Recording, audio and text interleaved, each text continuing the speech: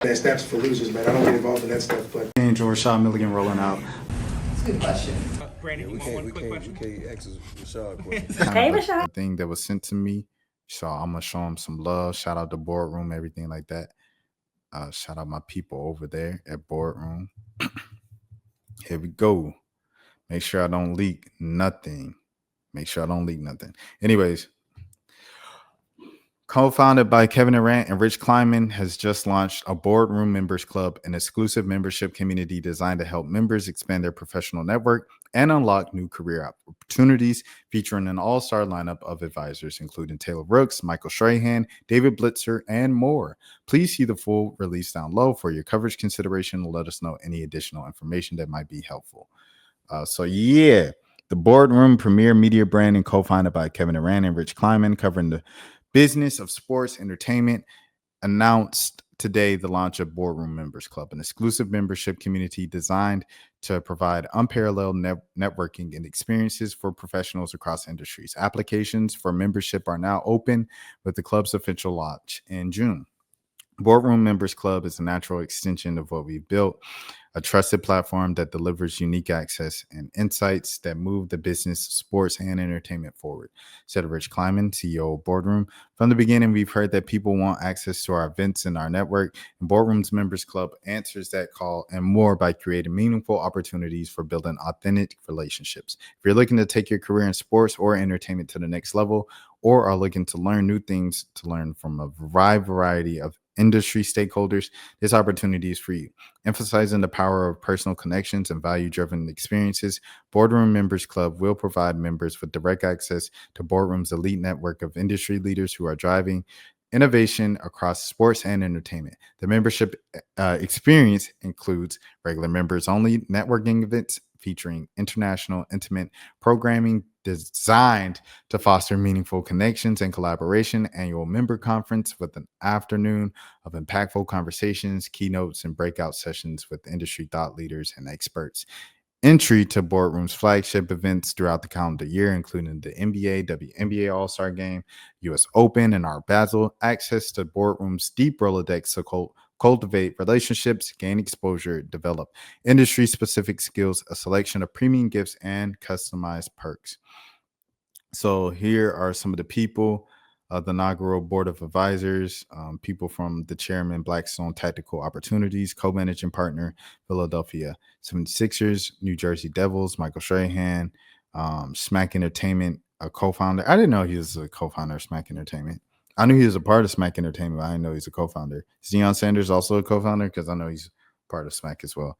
CC Sabathia, special assistant to the commissioner. I did not know he was special assistant to commissioner. Amber Sabathia, shout out to Amber Sabathia, MLB agent and philanthropist. Michael Ratner, OBB Media, Taylor Rooks, sports media personality, Larry Jackson of Gamma, Constance Schwartz Maroney, co-founder of Smack Entertainment.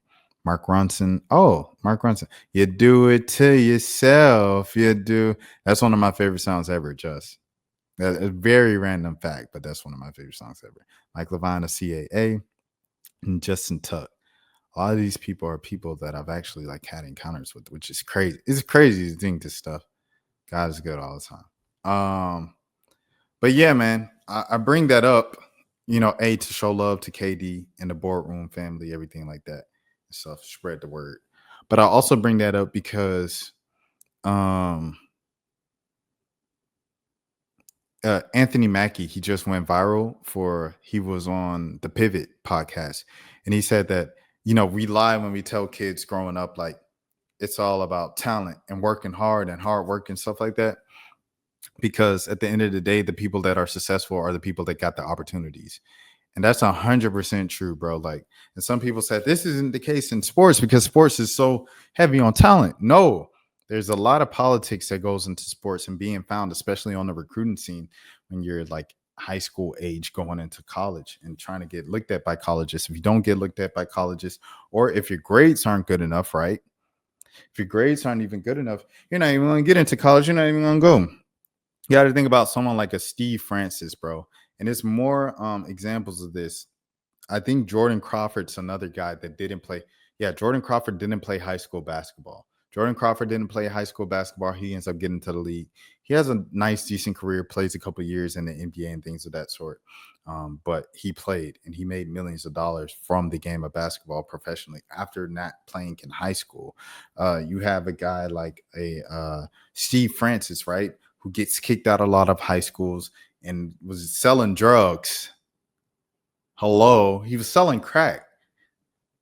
Steve Francis was selling crack. Couldn't stick with the team, and he finds a way to Maryland, the University of Maryland, and becomes a top pick in the NBA draft.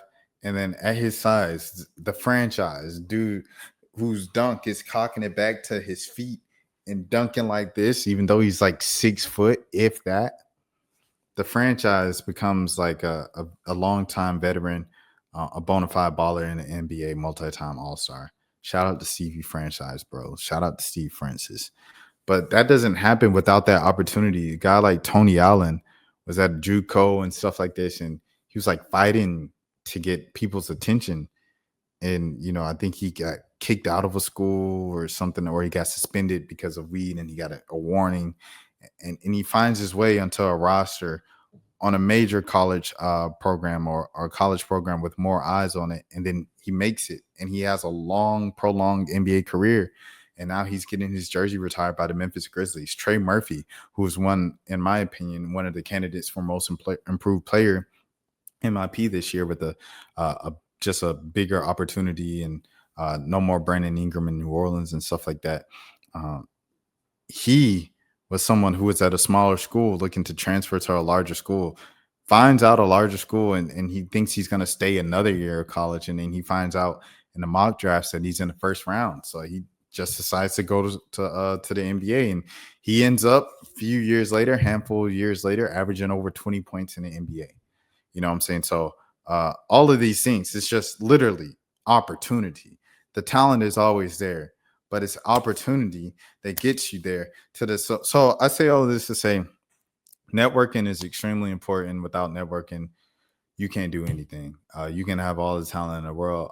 I think we all know some people who are the most talented people in the world, where there's music, sports, that are still, never got out of their hometown, never got bigger than their state. You know what I'm saying? And there's so many like legends in Georgia that I know, hooping and music wise, that were like really one of them ones. And the people they were next to who end up becoming legends and stuff like that. And they kind of just like local legends, you know what I'm saying? And it's kind of weird and it sucks, but that's just the case of what it is, man. And a lot of times that difference can just be exposure and opportunity and networking and doing the right thing. Because if the grades ain't there, then you can't play.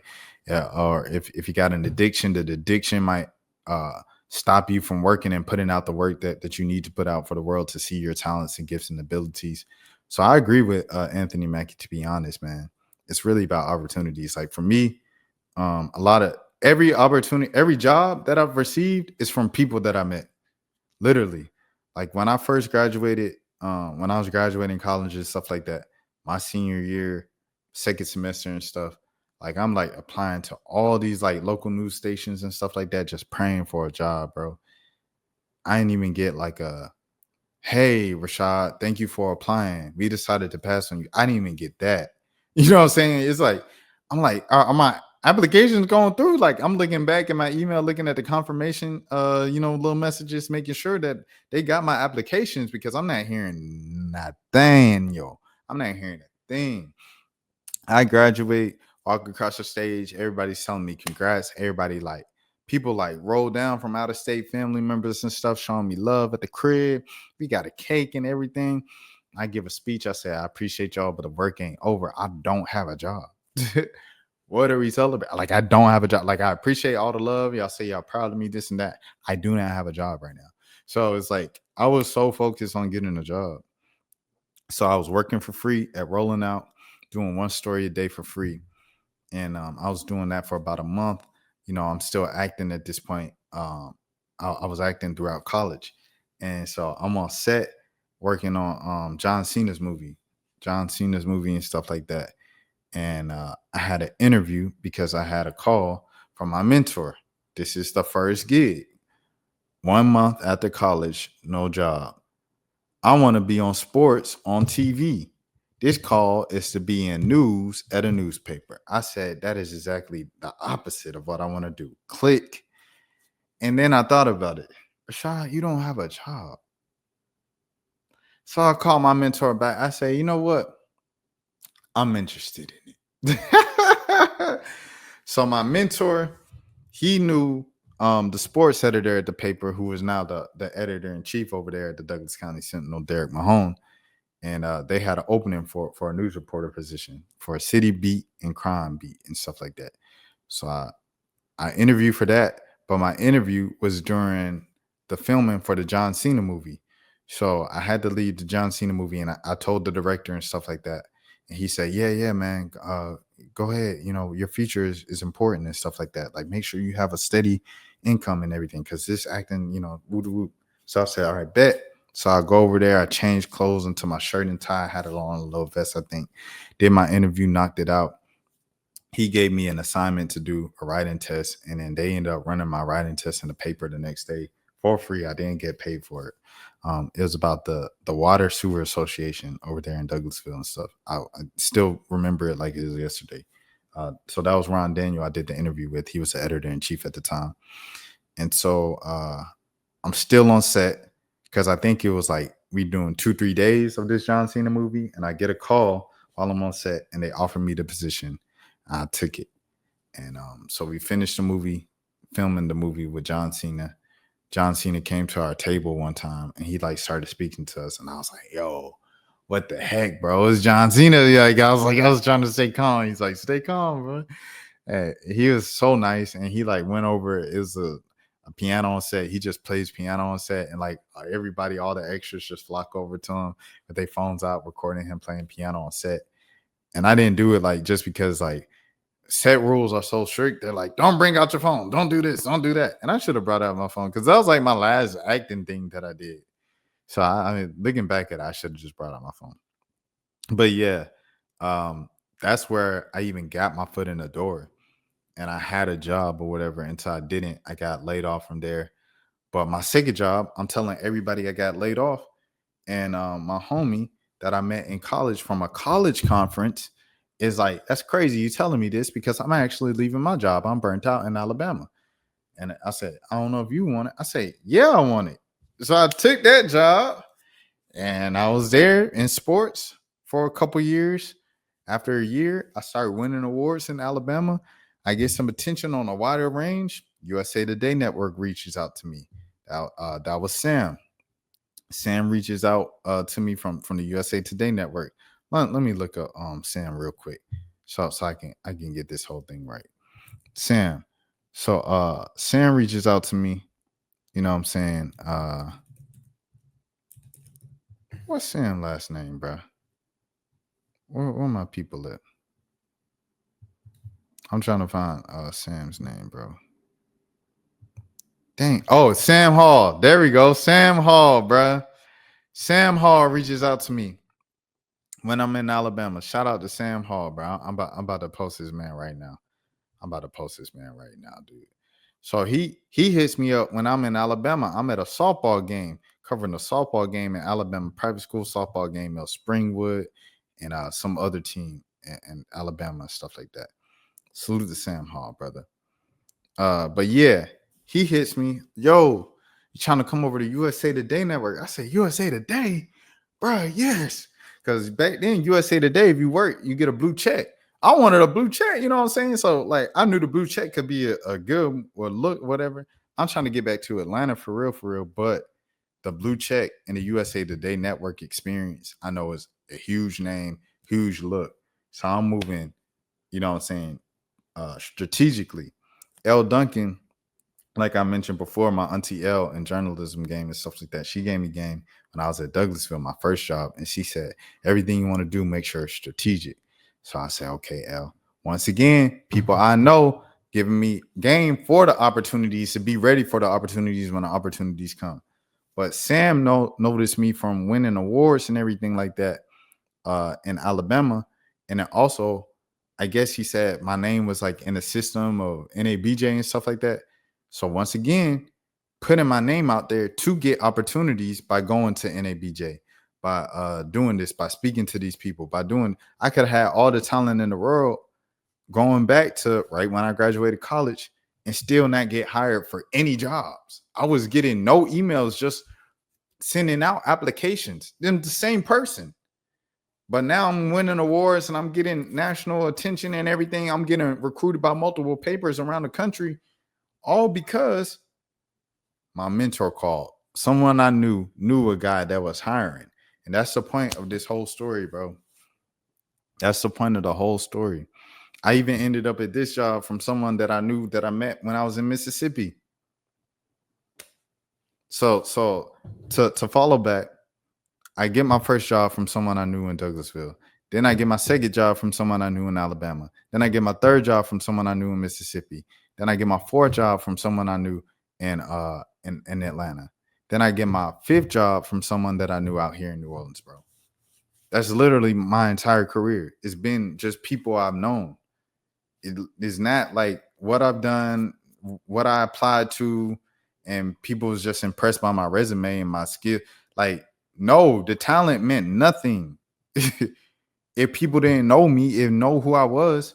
So I say all of this to say networking is extremely important. That's my app session. I hope you learned something from that and get some motivation, get some money, because it's out here. And you're not just going to get it just being talented. It hurts to say, but you're not going to get it from talent by itself, bro. Like, you have to have the people to give you the opportunity. You got to know people, bro. Like, that's my entire story. It's just new people, bro, to be honest. Next thing, what is it? That's for losers, man. I don't get involved in that stuff, but Rashad Milligan rolling out. That's a good question. Brandon, We can't ask Rashad questions. Hey, Rashad.